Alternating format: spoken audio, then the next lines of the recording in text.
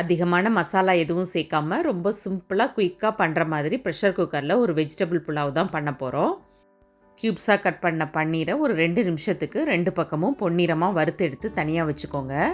என்கிட்ட இன்றைக்கி பன்னீர் இருந்ததுனால பன்னீர் சேர்த்துருக்கேன்.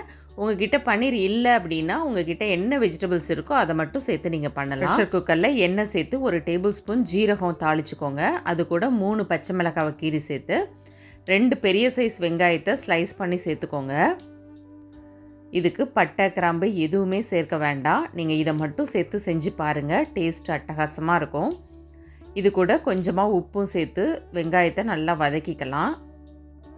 சேனலை இன்றைக்கி தான் ஃபஸ்ட் டைம் விசிட் பண்ணுறீங்கன்னா சேனலை சப்ஸ்கிரைப் பண்ணிக்கோங்க. உங்கள் ஃபேமிலி அண்ட் ஃப்ரெண்ட்ஸுக்கும் இந்த வீடியோவை ஷேர் பண்ணுங்கள்.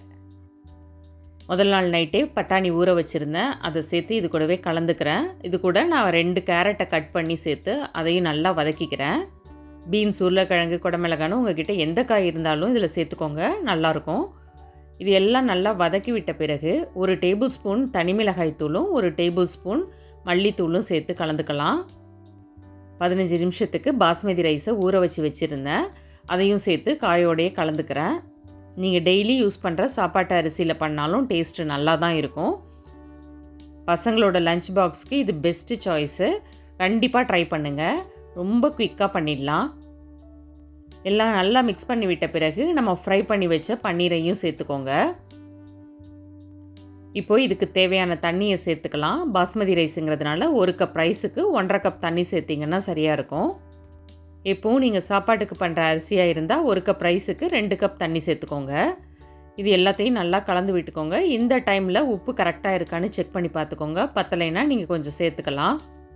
புலாவ் பிரியாணிக்கெலாம் நீங்கள் கரெக்டாக 2 விசில் வச்சு 5 நிமிஷம் சிம்மில் வச்சிங்கன்னா கரெக்டாக இருக்கும். பாருங்கள், உதிரி உதிரியாக எவ்வளோ சூப்பராக புலாவ் ரெடி ஆகிடுச்சு.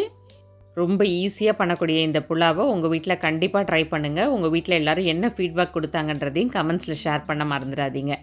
வீடியோ பிடிச்சிருந்தா வீடியோவுக்கு ஒரு லைக் கொடுத்துருங்க. நாளைக்கு வேறொரு இன்ட்ரெஸ்டிங் வீடியோவில் பார்க்கலாம். தேங்க்யூ.